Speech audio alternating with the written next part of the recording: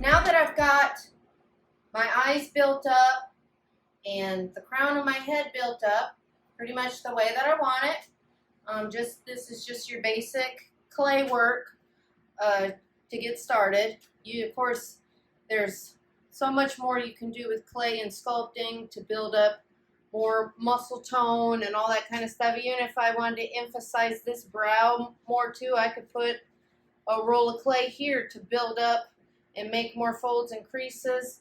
I could do that. I'm just going to do kind of a basic tutorial right now.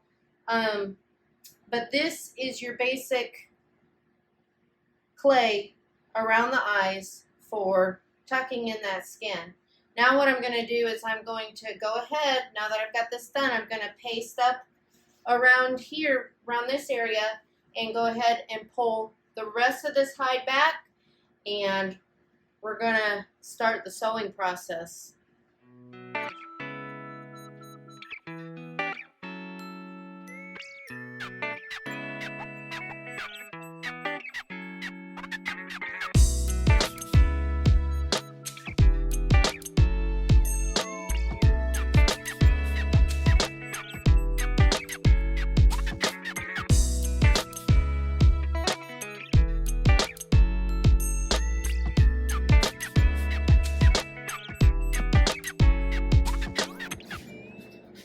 I'm being real mindful to get around the base of my horns real good, because that's what's going to help.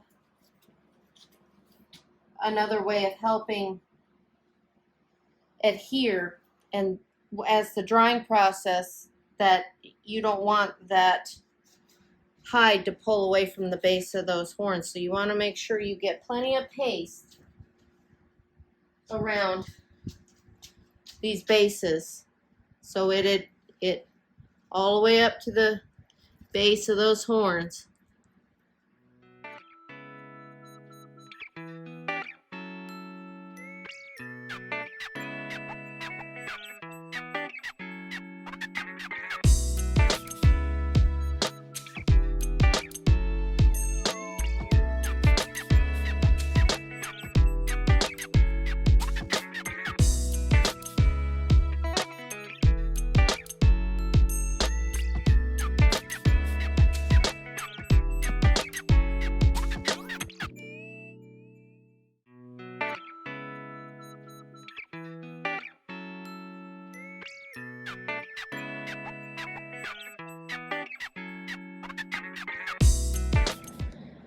I go ahead and find the front corner of my eye and line those up with that crease.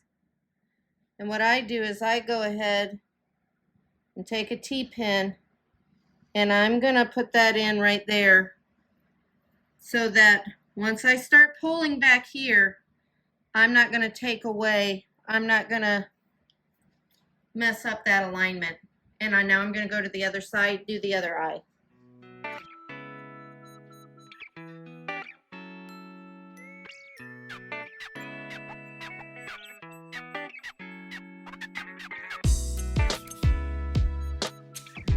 So now my eye holes and eyeballs are aligned, and now I can start doing what I need to do back here, and I'm not, hopefully, not going to pull, but that's something I'm always going to keep track of, is making sure I don't have too much movement in my eyes. I want them to stay put. Making sure this flat back here is where it needs to be. And I'm pretty much, with my needle and my cape thread, is when I start really pulling these things together, and then I'll start really pulling that snug, making these joints, pulling these together around the base of this horn. Okay, now I'm going to start sewing this cape up, your Y incision in the back. This one's a little bit bigger usually than we make them like on whitetails and stuff, but the exotics with the different horns and stuff. Sometimes usually they are.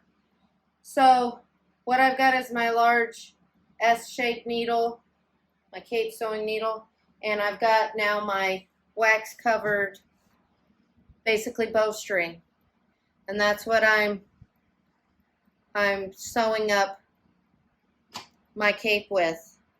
And this one's going to be a little shorter because all I'm going to do is sew from the base of this horn to the tip of this here with this first one. I'm not going to, and then when I come around to do this side, then I'll come to the end and then sew all the way down. But this one right now, I'm just going to do this one side and stop. So I'm going to come to this calic right here where I measured to on the back of the eye, and I'm going to give it, make sure you get a good grab, and I'm going to run that through the end of my needle. Make sure that's turned in. You don't want that sticking out. Okay. And then I'm going to come around to the other side here and find the end, the point of this side. Hopefully I got a good enough grab on that. You'll know if you didn't get a good enough grab because it will tear. And then I'm going to tie it, pull it as tight as possible so that you can see it pulls it up around the base of this horn. Okay. And basically what I'm going to is just keep going back and forth. Same old, just bigger needle and bigger thread.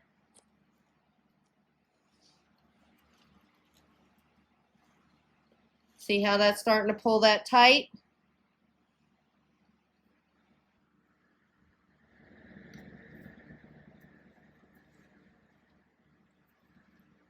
And I use my needle to kind of keep my hair out of the way, because I don't want. And I could have even used, since this is a lighter haired animal, I could have used my lighter bowstring, but too late now. It'll be fine though, because I'm going to sew it so you don't see it anyways. And then I'm going to come back to this side, get another good grab. Hopefully I grabbed it enough. And you want to stay right inside the hairline, right on the edge when you get that skin, because you don't want to come all the way out here with your needle, because then you're going to have that thread showing, and it's going to be, you want it all to be hidden and on the inside. See how it's not showing? I don't want any of that showing. I don't want my stitches showing.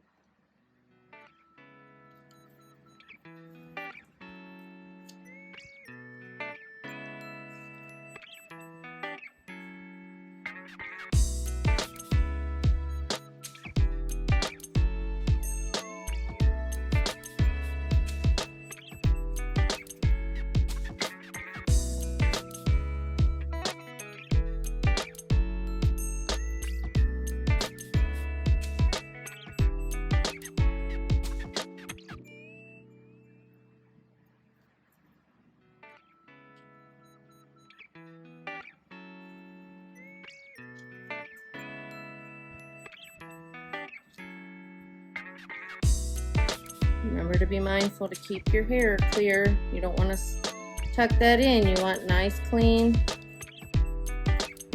edges. Especially since I'm using black thread. I don't want any of that showing.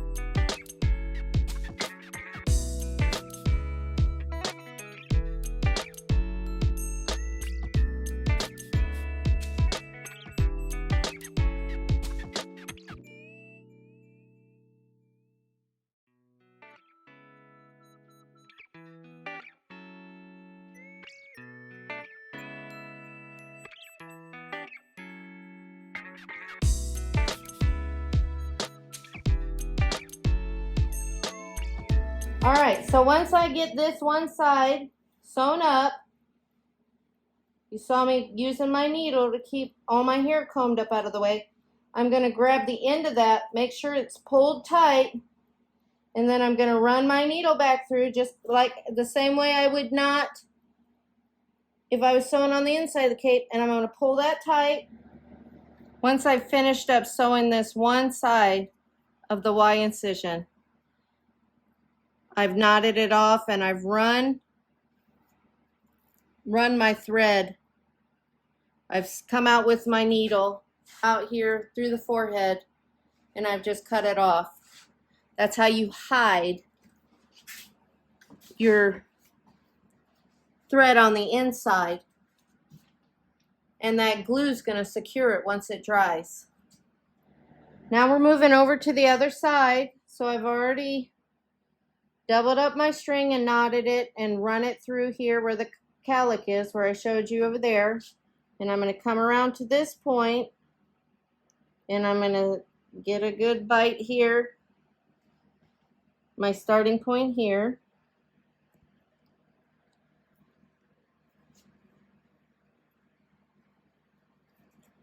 And these horns are really close together, so they're a little harder to work between. And I'm going to help move that. Okay. And we're just going to start working it together. Sewing up this side too. See how that comes together around the base of that horn. We want to make sure we pull it nice and snug and tight so that hair comes up nicely around the base of that horn. And then that glue will keep it all in place.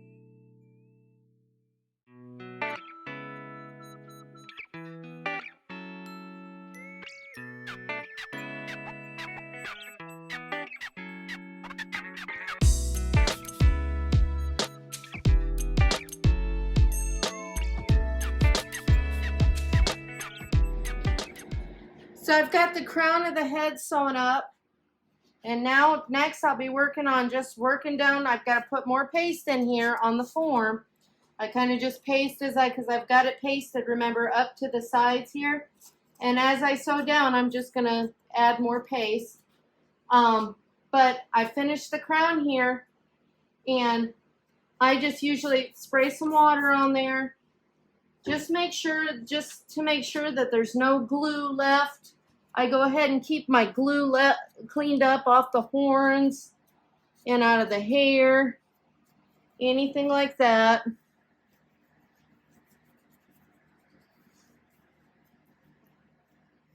Anything. I like to clean as I go so that stuff doesn't get dried up into my hair.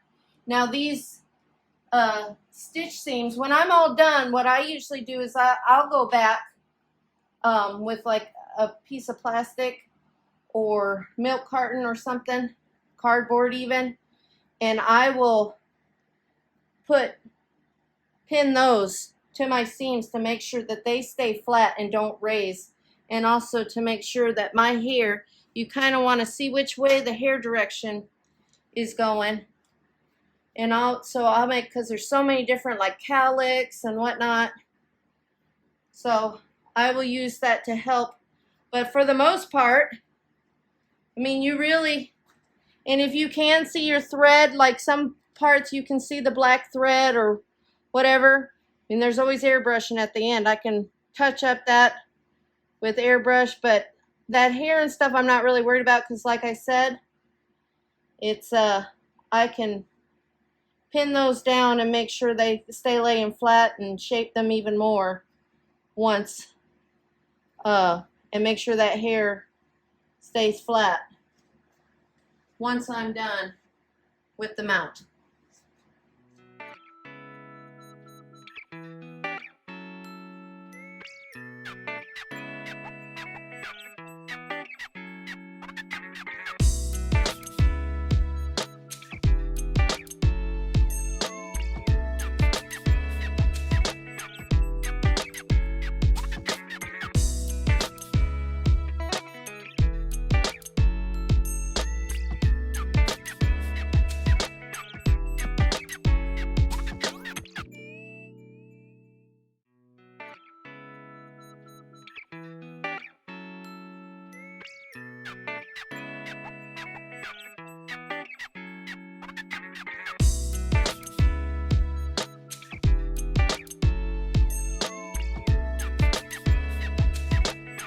We're getting close to the end. Just got about maybe an inch, half an inch left, 3/4 an inch left. So we're going to be closing this up, and then I'll show you how I run the needle on the underside back through the neck, and I'll pull it out and I'll cut it off, and then that's how you kind of have a seamless stitch. Now up here you can see, you see how the longer hair, of course, covers up the stitching a lot better than up here. And then right here even you can see there was kind of some spots that I didn't get caught. I didn't get close enough to the edge of the hair, so you can see here where you can see a little bit of skin showing that doesn't have any hair. That's okay, because we'll airbrush that and maybe even put some Magiscope over that and then airbrush it, and texture it, the Magiscope, and airbrush it, and you'll never even see that that's there. I'm trying to make some of these mistakes, if you will, so that you guys will be able to know how to repair things once you go to finish it, because you're not going to have any cape or any animal that's going to be absolutely perfect. Nothing ever goes back on the form absolutely normal. So I'm going to try to cover some things that so I can show you how to cover up mistakes or imperfections.